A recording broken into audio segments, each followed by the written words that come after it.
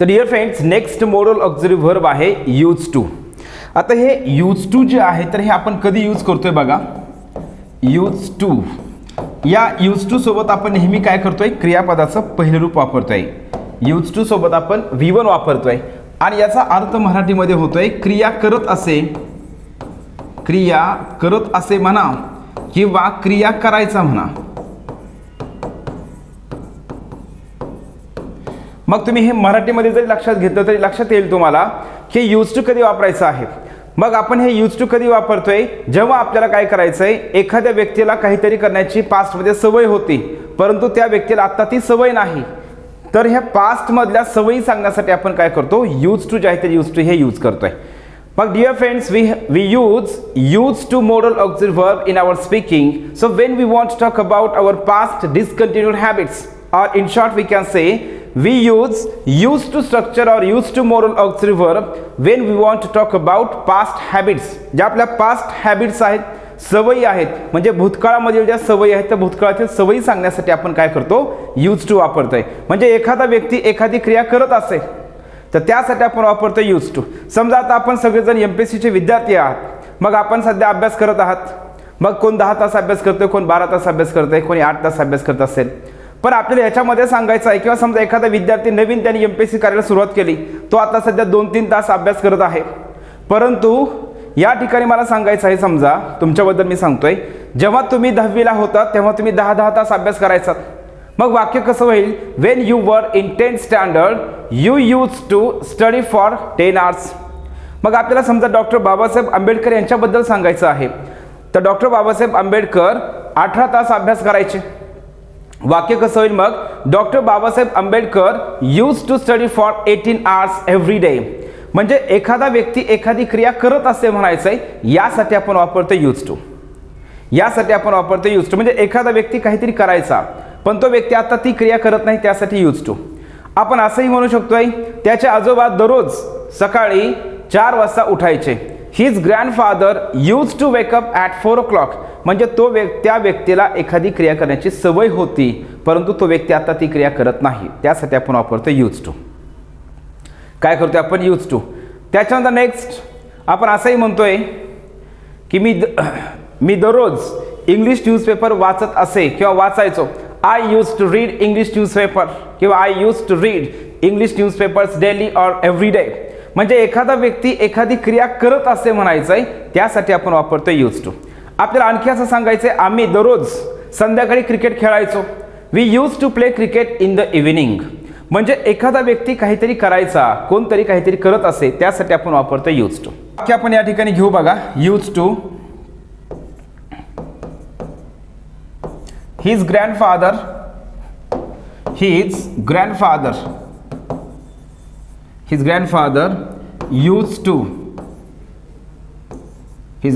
used to wake up at 4 o'clock. त्याच्यानंतर next आहे doctor Ambedkar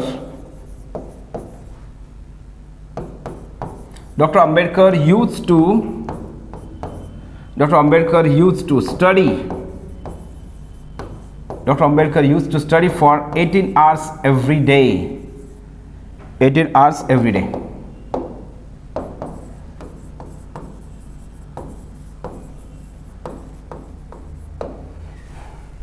त्याच्यानंतर नेक्स्ट बघा,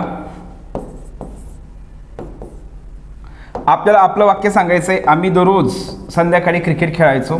we use to play cricket in the evening. We use to play cricket in the evening. समजा तुम्हाला वाक्य सांगायचं, तुमचा मित्र दररोज काय करायचा, स्मोकिंग करायचा, धूम्रपान करायचा, पण आता त्याने धूम्रपान करणं सोडून दिलं. मग आपण वाक्य काय म्हणणार आहेत, जॉन यूज टू स्मोक. मग काय असणार आहे, जॉन धूम्रपान करायचा. म्हणजे एखादा व्यक्ती काहीतरी करत असे म्हणायचंय, तर त्यासाठी आपण वापरतोय use to. Vishal use to sell fruits. Vishal use to sell fruits म्हणजे विशाल फळं विकायचा, विशाल फ्रूट्स विकत असे. एखादा व्यक्ती काहीतरी करत असे म्हणायचं आपल्याला, तर त्यासाठी आपण वापरतो यूज टू. किंवा आपल्याला वाक्य म्हणायचं आहे गांधीजी सकाळी सूत कातायचे. मग वाक्य कसं होईल? मग Gandhiji use to spin, SPIN, spin म्हणजे सूत कातणे, स्पिन इन द मॉर्निंग. त्याच्यानंतर नेक्स्ट सांगायचं आहे तुम्हाला, मी कॉफी घ्यायचो. वाक्य सांगायचं मी कॉफी घ्यायचो. मग काय होईल? आय यूज टू टेक म्हणा, किंवा I use to drink coffee. I use to drink coffee किंवा I use to take coffee म्हणजे मी कॉफी घ्यायचो. आता कॉफी घेणं बंद केलं, समजा चहा घेतोय किंवा ग्रीन टी घेतोय, तर यासाठी आपण काय वापरतोय? यूज टू वापरतोय. आणि सगळ्यात महत्त्वाची गोष्ट लक्ष द्या, या सर्व वाक्यांमध्ये जर तुम्ही नोटीस केलं तर लक्षात येईल तुम्हाला, तर आपण सगळ्यांसोबत इथं लिहिलंयच काय? V1 वापरायचं आहे. यूज टू वापरायच्या नंतर क्रियापदाचं पहिलं रूप वापरायचं आहे. मग इथं काय करायचं आहे? V1 वापरायचं आहे. त्याच्यानंतर यूज टूच्या नंतर V1 वापरतोय. यूज टूच्या नंतर आपण V1 वापरतोय. त्यानंतर नेक्स्ट आहे यूज टूच्या नंतर आपण इथं V1 वापरतोय. यूज टूच्या नंतर V1 वापरायचं आहे, V1 वापरायचं आहे. आणि यामध्ये लक्ष द्या, यूज टू टेक काय करतोय आपण? V1 वापरतोय. मग आपण काय करतोय? यूज टूच्या नंतर आपण क्रियापदाचं पहिलं रूप वापरतोय. हे यूज टू जे आहे ते यूज टू कधी वापरायचं आहे? एखाद्या व्यक्तीला काहीतरी करण्याची सवय होती, भूतकाळामध्ये सवय सांगायचंय, त्यासाठी आपण वापरतोय डिअर फ्रेंड्स यूज टू. क्रिया करत असे म्हणायचंय, त्यासाठी आपण यूज टू वापरतोय. ठीक आहे, तर हे झालं यूज टू संदर्भातलं. आता याच्यामध्ये आणखी एक गोष्ट महत्त्वाची आहे. यूज टू जे आहे तर यूज टूचं वाक्य आपल्याला काही वेळेस MPSC असं MPSCने विचारलेलं आहे, यूज टूचं वाक्य रिप्लेस करण्यासाठी जर विचारलं असेल तर लक्षात घ्यायचं, यूज टूचं वाक्य रिप्लेस करण्यासाठी आपण यूज टूच्या ऐवजी काय करतोय? वुड वापरतोय. यूज टूच्या ऐवजी आपण काय करू शकतोय? वुड सुद्धा आपण यूज करू शकतोय. लक्षात घ्यायचंय, जर यूज टूचं वाक्य दिलं असेल आणि त्याला जर आपल्याला रिप्लेस करायला सांगितलं असेल तर आपण काय करतोय? यूज टूचं वाक्य हे वुडने रिप्लेस करू शकतोय. यूज टूच्या ऐवजी वुड वापरलं जातं. मग फॉर एक्झाम्पल समजा वाक्य आहे,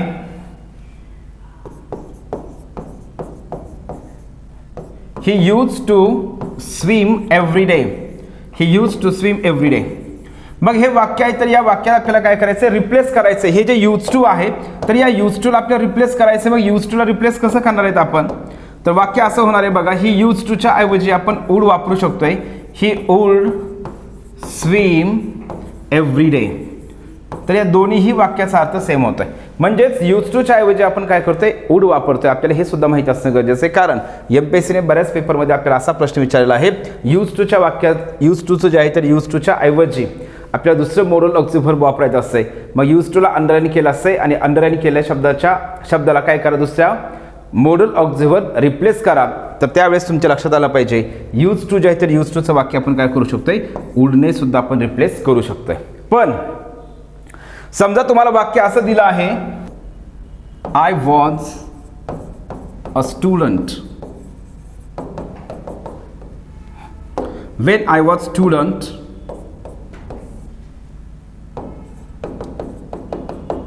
visit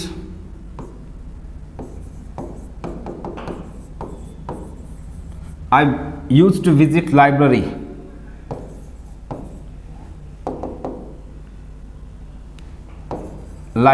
Frequently. मग यामध्ये लक्षात ठेवायचं, आपल्याला हे वाक्य दिलंय आणि तुम्हाला ऑप्शन जे आहे तर ऑप्शन समजा या ठिकाणी काय केलंय? वुड दिलेला आहे, यूज टू दिलेला आहे, वुड पण दिलाय आणि यूज टू पण दिलाय, कुड आहे आणि शुड आहे. मग यामध्ये तुम्हाला हे ऑप्शन दिले आहेत आणि याच्यामध्ये तुम्हाला प्रश्न विचारला आहे की यामध्ये आपल्याला ह्या फिल इन द ब्लँकमध्ये आपल्याला योग्य ते ऑप्शन निवडायचं आहे. मग लक्षात घ्यायचं आहे, मला हे सांगायचं तुम्हाला, जरी आपण यूज टूचं वाक्य जे आहे तर यूज टूच्या वाक्य जे आहे तर त्याला रिप्लेस करण्यासाठी आपण जरी वुड वापरत असलो तरी पण डिअर फ्रेंड्स लक्षात काय घ्यायचं आहे, ज्यावेळेस हे असं वाक्य दिलं जातं आहे, ज्यावेळेस असा ऑप्शन म्हणजे त्या ऑप्शनमध्ये पर्यायामध्ये वुड पण आहे आणि यूज टू पण आहे, तर त्यावेळेस पास्ट हॅबिट सांगण्यासाठी आपल्या लक्षात काय ठेवायचं? यूज टूच वापरायचं आहे, वुड नाही. जर हे वाक्य असं दिलं असतं, याच्यामध्ये यूज टू जर दिलं नसतं, बाकी दुसरं कुठलंही मोरल ऑक्झिलरी व्हर्ब दिलं असतं, तर त्याचं उत्तर काय आलं असतं? मग वुड आलं असतं. हे तुम्हाला डिअर फ्रेंड्स काय करायचं लक्षात ठेवायचं आहे. जर दोन्ही ऑप्शन जर दिले असतील, कारण विद्यार्थ्यांचा प्रश्न असतोय की सर मग दोन्ही ऑप्शन दिले असतील तर काय करायचं, दोन्ही ऑप्शन जर दिले असतील तर काय करायचं आहे, यूज टूलाच बरोबर त्या ठिकाणी करायचं आहे. तर हे आपल्याला काय करायचं, अशा पद्धतीने यूज टू लक्षात घ्यायचं आहे. आपण हे जे यूज टू वापरतो याच्यासोबत कुठलंही हेल्पिंग व्हर्ब नाही, डायरेक्ट आपण हे यूज टूच काय करत होतो, यामध्ये मॉडल ऑक्झिलरी व्हर्ब म्हणून आपण यूज करत होतो. परंतु यामध्ये लक्ष द्या डिअर फ्रेंड्स, हे जे यूज टू आहे तर ह्या यूज टूचा अर्थ काय होतोय, पास्ट हॅबिट सांगण्यासाठी वापरतोय. म्हणजे भूतकाळातील सवयी सांगण्यासाठी आपण काय करतोय, हे यूज टू जे आहे तर यूज टू वापरतोय. मग मी तर लिहिल यूज टू हे पास्ट हॅबिट सांगण्यासाठी आपण वापरतोय. कशासाठी, वी यूज टू. तर हे कशासाठी वापरायचंय, आपण हे जे यूज टू आहे तर हे पास्ट हॅबिट सांगण्यासाठी आपण वापरतोय. पास्ट हॅबिट्स म्हणजे भूतकाळाच्या सवयी सांगण्यासाठी वापरतोय. पण आता यामध्ये लक्षात घ्यायचंय आणखी एक कॉन्सेप्ट आहे. तर ती कॉन्सेप्ट कुठली आहे, am is are plus use to. मग एमपीएससीने आपल्याला परीक्षेत याच्यावरती सुद्धा प्रश्न विचारला आहे. वाक्य आपल्याला am is are plus use टूचं दिलं आहे आणि त्याच्यानंतर आपल्या परीक्षेमध्ये प्रश्न विचारले की त्यानंतर क्रियापदाचं कोणतं रूप वापरायचं. मग आपण दोन्ही मधला फरक समजून घ्यायचा आहे. यूज टू हे पास्ट हॅबिट दाखवतंय, यूज टू जे आहे तर यूज टू हे पास्ट हॅबिट दाखवतं. परंतु am is are plus use to ही एक आहे इंग्लिशमध्ये एक कॉन्सेप्ट आहे. टू हे कसं वापरायचं आहे, याचा यूज कशा प्रकारे केला जातो, याचं फंक्शन काय आहे आणि यूज टू मध्ये आणि am is are plus use to plus am is are plus use to मध्ये काय फरक आहे. सगळ्यात पहिला फरक हा आहे, यूज टू जे आहे, जे यूज टू आहे तर या यूज टू सोबत आपण फक्त काय करतोय लक्षात घ्यायचंय, यूज टू सोबत आपण क्रियापदाचं पहिलं रूप वापरतोय. दोन्ही मधला फरक समजून घ्या.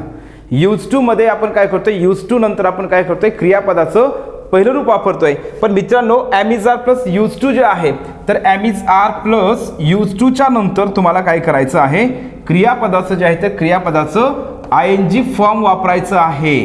सगळ्यात पहिला फरक समजून घ्या. हे यूज टू जे आहे तर am is are plus use टूच्या नंतर व्हीआयएनजी वापरायचं. सगळ्यात पहिली गोष्ट लक्षात ठेवायची, am is are plus use टूच्या नंतर व्हीआयएनजी वापरायचं आहे. जनरली आपलं कन्फ्युजन परीक्षेमध्ये काय होतं, यूज टू म्हणलं की आपण काय करतोय क्रियापदाचं पहिलं रूप वापरतोय आणि आपण तिथंच काय होतं, आपलं उत्तर चुकीचं होतंय. सिंपल लक्षात घ्यायचं, यूज टू जे आहे मी पुन्हा एकदा सांगेल, हे यूज टू मध्ये, ह्या यूज टू मध्ये आणि याच्यामध्ये फरक आहे. कारण आपण जे यूज टू घेतलं तर त्या यूज टू मध्ये आपण काय केलेलं आहे डिअर फ्रेंड्स, क्रियापदाचं पहिलं रूप वापरलंय. त्याच्यासोबत आपण कोणतंही हेल्पिंग व्हर्ब वापरलं नाही. तर आपण यामध्ये काय करायचं आहे, यूज टू आपण घेत होतो आणि त्याच्यानंतर क्रियापदाचं पहिलं रूप वापरायचं. बरोबर, ह्या यूज टूच्या नंतर क्रियापदाचं पहिलं रूप वापरतात. मात्र एम इज आर आणि त्याच्यानंतर यूज टू असेल तर पुढं आपल्याला काय करायचं आहे, व्हीआयएनजी वापरायचं आहे. मग हे यूज टू कधी वापरतोय, हे जे यूज टू प्लस V1 जे आहे तर हे पास्ट हॅबिट सांगण्यासाठी वापरतोय. पण am is are plus use to plus VING जे आहे तर हे कधी वापरतोय, म्हणजे एखादी जी सवय आहे, एखादी कुठलीही, म्हणजे आपण याला सिंपल तुम्हाला मी असं सांगेल, ह्या दोन्ही मधला एक्झॅक्ट काय फरक आहे. यूज टू जे आहे तर यूज टू हे पास्ट हॅबिट सांगण्यासाठी वापरलं जात आहे आणि am is are plus use to जे आहे तर हे प्रेझेंट हॅबिट सांगण्यासाठी वापरतात. कशासाठी वापरतात, प्रेझेंट हॅबिट जे आहे तर प्रेझेंट हॅबिट सांगण्यासाठी आपण यूज करतोय. मग या ठिकाणी मी चला हा फरक सांगाल की am is are plus use to मध्ये आणि यामध्ये काय फरक आहे. अगदी मी इथं लिहितो अगोदर, हे आपण पास्ट हॅबिट सांगण्यासाठी वापरतोय, पास्ट हॅबिट सांगण्यासाठी. आणि हे am is are plus use to जे आहे तर हे आपण काय करतोय, प्रेझेंट हॅबिट सांगण्यासाठी वापरतोय. पहिला आणि सिंपल हा जो फरक या दोन्ही मधला लक्षात घ्या. मग याच्यामध्ये काय करायचंय, क्रियापदा संदर्भातला फरक काय आहे, am is are plus use to नंतर व्हीआयएनजी वापरतोय आणि यूज टूच्या नंतर क्रियापदाचं पहिलं रूप वापरतोय. हा दोन्ही मधला स्ट्रक्चर मधला फरक. दुसरी गोष्ट महत्वाची, यूज टू कधी वापरायचंय, एखादा व्यक्ती काहीतरी करत असेल त्यासाठी आपण वापरतोय यूज टू. तर डिअर फ्रेंड्स हा सिंपल फरक आपल्याला लक्षात ठेवायचा आहे. मग यामध्ये लक्षात घ्या, am is are plus use to plus VING जे आहे कधी यूज करतोय, तर am is are plus use to plus VING हे आपण ज्या आपल्या प्रेझेंट हॅबिट्स आहेत, आपल्या ज्या प्रेझेंट मध्ये सवयी आहेत तर हे सांगण्यासाठी आपण वापरतोय. मग हे कशा प्रकारे यूज करायचं आहे, तर खूप सिंपल आहे. तर यूज टू जे आहे तर जसं मी तुम्हाला सांगितलं, हे यूज टू जे आहे तर यूज टू हे आपण पास्ट हॅबिट सांगण्यासाठी वापरतोय. परंतु am is are plus use to plus VING कशासाठी वापरायचं किंवा आपण ह्याचा यूज कसा करू शकतोय, तर ज्या प्रेझेंट हॅबिट सांगण्यासाठी. म्हणजे लक्षात द्या, सिंपल आहे. तर something was strange to do in the beginning but it has become familiar for us. म्हणजे एखादी क्रिया करणं ही स्ट्रेंज होती सुरुवातीला, परंतु ती जी क्रिया आहे तर ती क्रिया ही आपल्या आता दररोजची सवयीची झालेली आहे. हे सांगण्यासाठी आपण काय करतोय, am is are plus use to plus VING वापरतोय. म्हणजे नेमकं लक्ष द्या, याच्यामधून मराठीमध्ये ही कॉन्सेप्ट काय आहे किंवा कशा प्रकारे वापरतोय. आपल्याला एखादी कुठलीही क्रिया असेल तर ती क्रिया आपण करणं सुरुवातीला थोडंसं स्ट्रेंज असते, डिफिकल्ट वाटतं. परंतु ती क्रिया जी आहे ते दररोज आपण ती करून त्या ठिकाणी जी आहे ती क्रिया जी आपली दररोजची नेहमीची किंवा सवयीची बनते.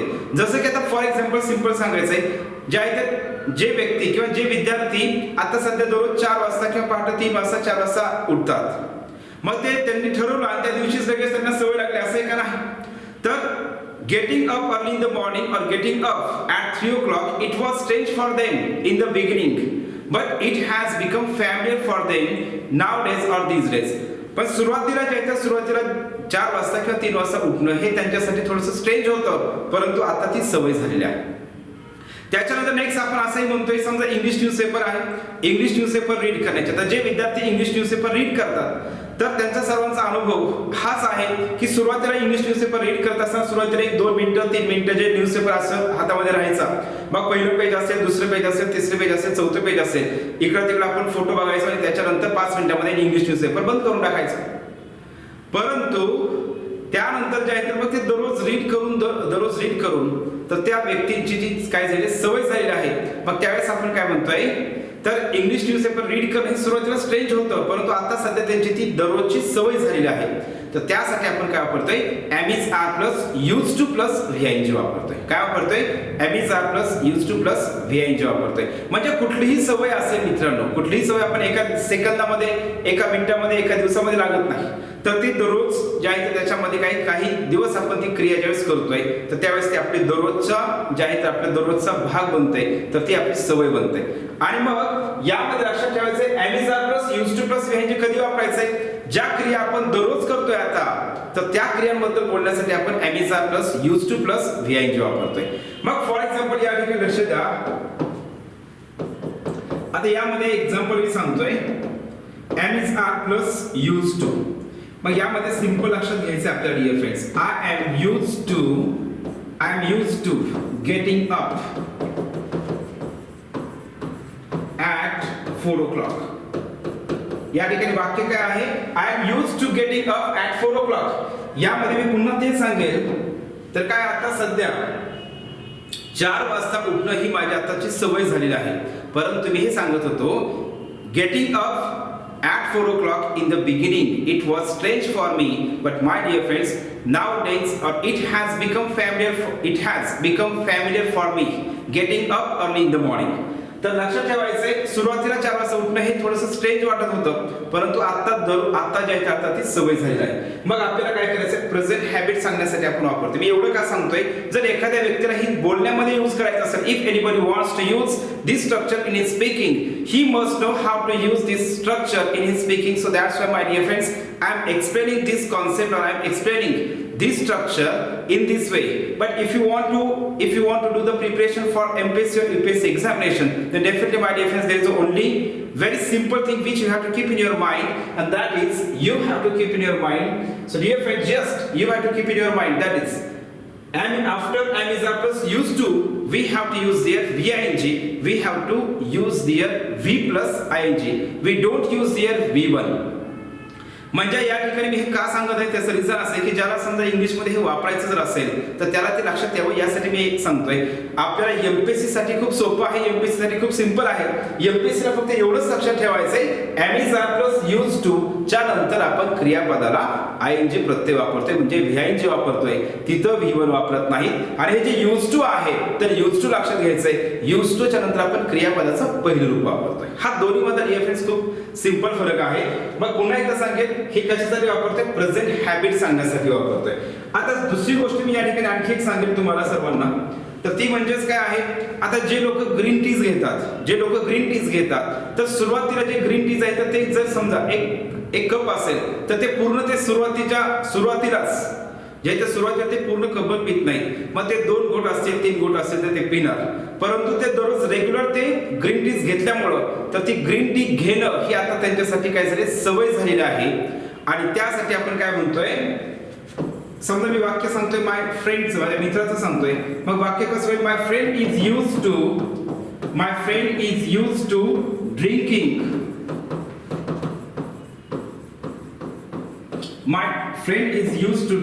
Green tea. मग यामध्ये लक्षात ठेवायचे, ग्रीन टी घेणं ही त्याची सवय झालेली आहे आता, तर यासाठी आपण वापरतोय am is are plus used to plus VING. त्याच्यानंतर नेक्स्ट मला सांगायचं आहे my brother is used to reading English newspapers. मग मित्रांनो आपल्याला इथं लक्षात एक घ्यायचं आहे, तर इथं एमपीएससी साठी मी पुन्हा एकदा तेच सांगेल, एमपीएससी परीक्षेसाठी आपल्याला फक्त आणि फक्त एकच लक्षात ठेवायचं आहे, ॲमिझारच्या नंतर काय वापरायचं आहे, तर ॲमिझारच्या नंतर VING वापरायचं आहे. ॲमिझारच्या नंतर ॲमिझार used to च्या नंतर काय वापरायचं आहे, VING वापरायचं आहे. ॲमिझार used to च्या नंतर काय वापरायचं आहे, VING वापरायचं आहे. परंतु हे आपल्या दररोजच्या व्यवहारामध्ये जर वापरायचं असेल तर हे तुम्हाला समजावं यासाठी मी अशा पद्धतीने सांगतोय. मग am is are plus used to plus VING हे कधी वापरायचं आहे, ज्या व्यक्तीला आपल्याला प्रेझेंट हॅबिट सांगायचे आहे, आताच्या सवयी सांगायच्या, तर त्यासाठी आपण वापरतोय am is are plus used to plus VING. हा खूप सिंपल फरक आहे. मग मित्रांनो आपण मग यावरती कशा प्रकारे जे प्रश्न एमपीएससी विचारले तर ते प्रश्न आपण घेऊ. मग मी तुम्हाला एक रिक्वेस्ट करेल की तुम्हाला तुमच्या ज्या सवयी आहेत तर त्या दोन सवयी तुम्हाला आता प्रेझेंट मध्ये सवयी सांगायच्या आहेत, तर त्या कशा तुम्ही सांगणार, तर ते दोन वाक्य काय काय तुम्हाला तुमच्या वहीमध्ये लिहायचे आहेत. याच्यासोबत तुम्ही तुमच्या वहीमध्ये लिहा किंवा आपल्या याच्यामध्ये जे आहे तर कॉमेंट बॉक्स मध्ये काय करायचं आपल्याला कॉमेंट करून सांगायचे आहे. ठीक आहे, तर मित्रांनो लक्षात द्या, मग यावरती ॲमिझार प्लस used to असू द्या किंवा फक्त used to असेल, या दोन्हीमध्ये ॲमिझार प्लस used to असेल आणि used to जे आहे ते या दोन्ही मधला फरक मी तुम्हाला सिंपल सांगितला. तर यामध्ये काय प्रेझेंट हॅबिट सांगतोय आणि याच्यामधून पास्ट हॅबिट सांगतोय. या दोन्ही कॉन्सेप्ट वरती आपल्याला एमपीएससी कशा प्रकारे प्रश्न विचारले आहेत. मग जेवढेही प्रश्न आपल्याला एमपीएससी विचारले असतील तर ते सर्व प्रश्न आपण एकदम डिटेल मध्ये आपण त्या प्रत्येक प्रश्नाचं ॲनालिसिस करू, जेणेकरून तुम्हाला ज्यावेळेस प्रश्न आपण घेणार आहोत त्याच्या माध्यमातून तुमच्या आणखी कॉन्सेप्ट ज्या आहेत त्या क्लिअर होतील आणि यामधला फरक जो आहे तर हा फरकही समजेल आणि परीक्षेमध्ये आपल्याला नेमके प्रश्न कशा स्वरूपात विचारले जातात हे पण आपल्याला समजेल आणि हे पण आपल्या लक्षात येणार आहे. आणि मग या ठिकाणी आपण हे का घेतलं आहे त्याचं रिझन आहे डिअर फ्रेंड्स, आपण बरेच विद्यार्थी सर्वसाधारण विद्यार्थी काय करतात, जनरली विद्यार्थी काय करतात की त्या ठिकाणी जे अभ्यास करत असताना फक्त used to म्हणलं की एखादी क्रिया करत असते एवढंच लक्षात घेतात. परंतु आपल्याला am is are plus used to plus VING हे सुद्धा लक्षात घेणं गरजेचं आहे. आणि मी पुन्हा एकदा सांगेन याच्यावरती आपल्याला एमपीएससीने प्रश्न विचारलेला आहे. मग आपल्या सर्वांना माहित आहे आपण जेवढे पण पाठीमागचे मोनोलॉग्स भरून घेतलेले आहेत त्या सगळ्या मोनोलॉग्स भरती एमपीएससीने 1984 पासून ते 2023 पर्यंत कशा प्रकारे प्रश्न विचारले तर ते सगळे प्रश्न आपण घेतलेले आहेत. मग मी तुम्हाला ज्या प्रत्येक कॉन्सेप्ट शिकवत आहे, प्रत्येक कॉन्सेप्ट घेत आहे, तर हे आपल्या परीक्षेने नेमकं त्यावरती प्रत्येक कॉन्सेप्ट वरती कशा स्वरूपात प्रश्न विचारले हे सगळं अगोदर मी जे प्रिव्हियस इयर क्वेश्चन पेपर आहे हे सगळं रेफर केले, सगळं रीड केलं आहे. आणि म्हणून मी मित्रांनो काय करतोय आपल्याला प्रत्येक गोष्ट प्रत्येक कॉन्सेप्ट ज्या पद्धतीने आपल्या परीक्षेमध्ये विचारले जातात तर त्या सगळ्या कॉन्सेप्ट आपण काय करतोय एकदम डिटेलमध्ये त्या घेतोय, जेणेकरून एमपीएससीने येणाऱ्या परीक्षेमध्ये कशाही प्रकारे प्रश्न विचारले तुमची ती कॉन्सेप्ट राहिली नाही पाहिजे. त्याच्यावरती आपण सहज त्या कॉन्सेप्टवरती जो प्रश्न विचारलाय तर त्याचं आपलं अचूक उत्तर आलं पाहिजे. यासाठी आपण काय करतोय ह्या सगळ्या कॉन्सेप्ट आपण डिटेलमध्ये आपण घेतोय. मग आपण पाहू यावरती एमपीएससीने कशा प्रकारे प्रश्न विचारले आहेत. प्रश्न आपल्याला या ठिकाणी असा आहे, she used to play hide and seek with her girlfriends in her childhood. तर या ठिकाणी आपल्याला काही यूज टू दिलेला आहे. मग यामध्ये तुम्हाला लक्षात घ्यायचं हे यूज टू जे आहे तर या यूज टूला आपल्याला काय करायला सांगितलं आहे, रिप्लेस करायला सांगितलं आहे किंवा सबस्टिट्यूट करायला सांगितलं आहे. म्हणजे which verb form can be substituted for use to to remain the meaning of this sentence. म्हणजे या वाक्याचा अर्थही असाच राहायला पाहिजे. म्हणजे याचा अर्थ सिंपल असा आहे, यूज टूला आपल्याला रिप्लेस करायचं आहे. मग या यूज टूला रिप्लेस आपण कशाने करणार आहोत, यूज टूला रिप्लेस हे आपण काय करतोय लक्ष द्या, यूज टू जे आहे तर यूज टू याला आपण रिप्लेस करण्यासाठी काय वापरत असे, वुड वापरतोय. काय वापरतोय, वुड. तर यूज टू याला आपण रिप्लेस करण्यासाठी काय करतोय, वुड वापरतोय. काय वापरतोय, वुड. म्हणजे यूज टूचं वाक्य हे आपण काय करतोय, वुडने रिप्लेस करतोय. आणखी एक गोष्ट लक्षात ठेवायची आहे, मग use to is equal to would. परंतु ज्या वेळेस काय होणार आहे, वाक्य आपल्याला दिलं जात आहे, पास्ट सवयीबद्दल आपल्याला बोलायचं आहे, पण ऑप्शनमध्ये यूज टू पण दिला आहे आणि वुड पण दिला आहे. त्यावेळेस मात्र दोन्ही पण म्हणायचं नाही. त्यावेळी काय करायचं, यूज टू हेच ऑप्शन त्या ठिकाणी आपल्याला निवडायचं आहे. मग यामध्ये लक्ष द्या, इथं जे आहे तर आपल्याला प्रश्न या ठिकाणी हाच विचारला आहे, यूज टू जे आहे तर यूज टूला आपल्याला काय करायचं, रिप्लेस करायचं आहे. तर आपल्याला हे यूज टू रिप्लेस करायचं आहे आणि वाक्याचा अर्थ बदलला नाही पाहिजे. रिप्लेस करायचं आहे म्हणल्याच्या नंतर आपल्याला सिंपल समजलं पाहिजे. यूज टूच्या ऐवजी आपण काय वापरणार आहोत? मग निश्चितच आता सांगितल्याप्रमाणे यूज टूच्या ऐवजी आपण वुड वापरतोय आणि म्हणून याचं उत्तर सहज काय येतंय? 4 नंबरचं ऑप्शन जे आहे ते 4 नंबरचं ऑप्शन बरोबर येतंय.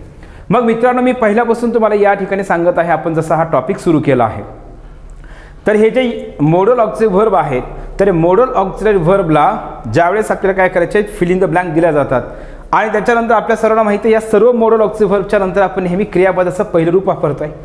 यामुळं तुम्ही फक्त क्रियापदाच्या फॉर्मवरून नेमकं त्या फिल इन द ब्लँकमध्ये कोणतं मॉडल ऑक्झिलरी व्हर्ब येतं हे तुम्ही सांगू शकत नाहीत. मग याच्यासाठी आपल्याला काय पाहिजेत? ह्या सगळ्या डिटेलमध्ये जेवढ्या बी कॉन्सेप्ट्स आहेत तर ह्या कॉन्सेप्ट्स आपल्याला एकदम सविस्तर आणि डिटेलमध्ये माहिती असणं गरजेचं आहे. आणि म्हणून आपण काय करतो, यामध्ये ज्यावेळेस आपण हे प्रश्नाचं विश्लेषण करतोय तर त्यावेळी त्याच्या रिलेटेड आणखी कुठल्या कॉन्सेप्ट आहेत तर त्या पण आपण त्यामध्ये घेत असतोय. चला मग याचं उत्तर काय झालं? 4 नंबरचं ऑप्शन जे आहे त्या 4 नंबरचं ऑप्शन हे बरोबर आहे. नेक्स्ट पुढचा प्रश्न आहे, when I was young I dash dash swim 10 miles. म्हणजे जेव्हा मी यंग होतो तर तेव्हा स्विम 10 miles म्हणजेच मी 10 मैल्स जे आहेत तर काय करायचो? स्विम करायचो किंवा पोहायचो. म्हणजे याच्यामध्ये लक्षात आलं असेल वेन आय वॉज यंग, याचा अर्थ असा होतो की याच्यामध्ये काय केलं डिअर फ्रेंड्स? पास्ट हॅबिट सांगितले आहे. जेव्हा मी तरुण होतो तेव्हा मी 10 मैल्स स्विमिंग करायचो. तर या अर्थाने लक्षात आपल्याला ठेवायचं आहे. तर मग याच्यामध्ये निश्चितच काय येणार आहे? कॅन. आपण कॅन जे आहे तर कॅन जे आहे तर कॅन हे आपण पास्ट हॅबिटसाठी वापरतोय का? नाही वापरत. माईट वापरतोय का? नाही वापरत. कुड वापरतोय का? नाही वापरत. वुड वापरतोय का? यस वापरतोय. कारण आपण वुड काय करतोय? यूज टूच्या ऐवजी आपण वुड वापरू शकतोय. आणि मी तुम्हाला हेच सांगत होतो, use to is equal to would. आणि म्हणून इथं ऑप्शन कोणतं बरोबर येत आहे? वुड जे आहे तर वुड हे ऑप्शन या ठिकाणी बरोबर येत आहे.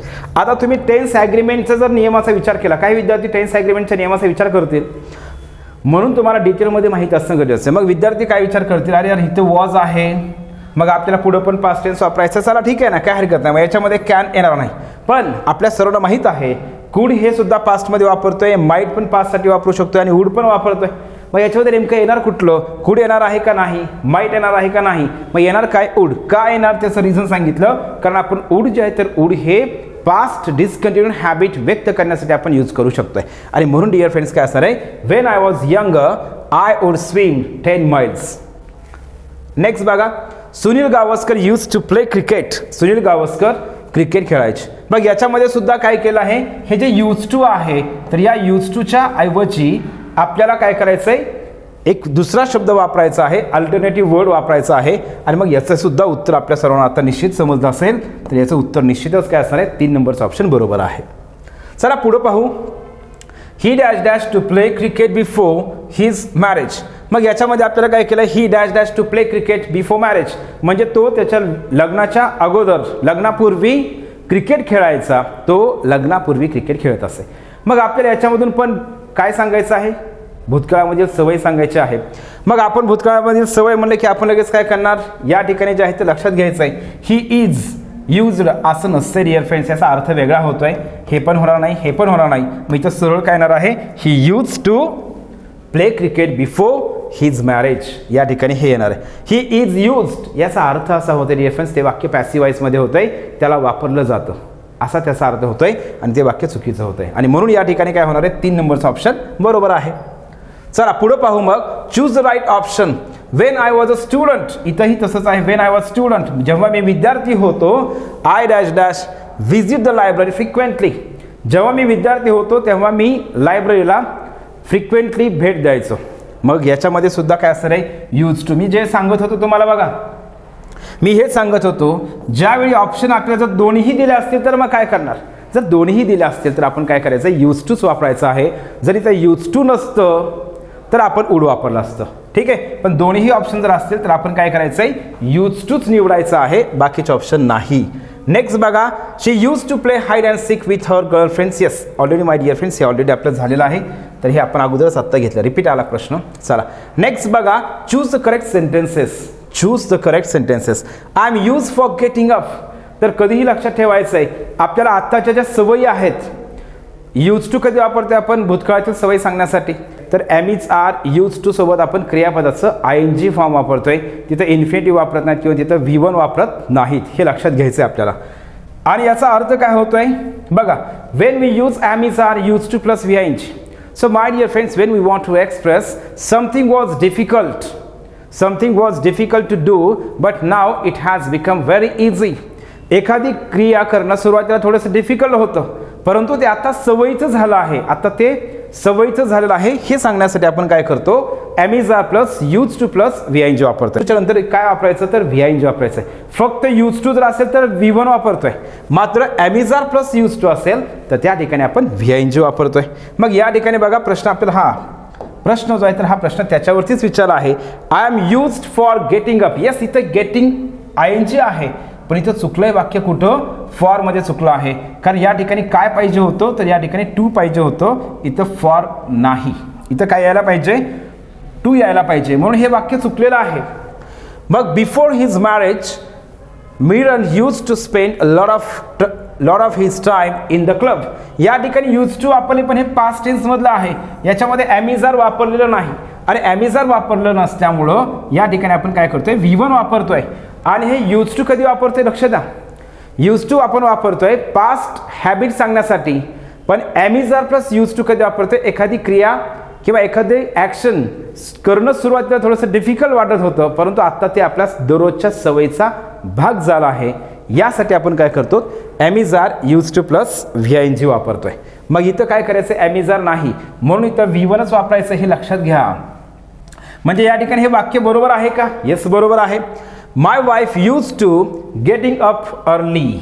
मग याच्यामध्ये काय वापरले, एम इज आर आहे, यूज टू आहे. एम इज आर जर असेल तर यूज टूच्या नंतर आपण काय करतोय, VING वापरतोय, आणि जे की बरोबर आहे. त्याच्यानंतर नेक्स्ट बघा, the earth's resources are being used up at alarming rate. तर याच्यामध्ये काय, हे वाक्य ऑलरेडी पॅसिव्ह व्हॉइसमध्ये आहे, याचा ह्या यूज टू स्ट्रक्चर सोबत काही संबंध नाही. हे या ठिकाणी व्हर्ब म्हणून वापरलं आहे, आणि त्याच्यामध्ये पण क्रियापदाचं तिसरं रूप म्हणून वापरलं. यूज म्हणजेच वापरणे, या अर्थाने काय केलं, यूज वापरलेलं आहे. आणि am is are plus being plus V3 हे वाक्य पॅसिव्ह व्हॉइसचं वाक्य आहे. आणि मग या ठिकाणी हे सुद्धा वाक्य बरोबर आहे. तर याच्यामध्ये डिअर फ्रेंड्स करेक्ट सेंटेन्स विचारला आहे, तर याच्यामध्ये फक्त एकच वाक्य चुकीचं आहे, बाकीचे सगळे वाक्य बरोबर आहेत. B, C आणि D या ठिकाणी बरोबर येत आहे, B, C, D या ठिकाणी बरोबर येत आहे. हे चुकलेलं आहे, त्याच्यामुळे हे दोन्ही ऑप्शन या ठिकाणी येणार नाहीत, B आणि C, त्याच्यानंतर D. मग आपल्याला बघा एवढ्या कॉन्सेप्ट माहीत असणं गरजेचं आहे. फक्त यूज टू तुम्हाला एकच माहीत असेल तर तुम्ही उत्तरापर्यंत पोहोचू शकत नाहीत. मग यासाठी तुम्हाला काय करायचं आहे, am is are use to plus VING वापरतोय, आणि त्याचा अर्थ होतोय ती सवय आत्ता पण आहे, या अर्थाने आपण वापरतोय.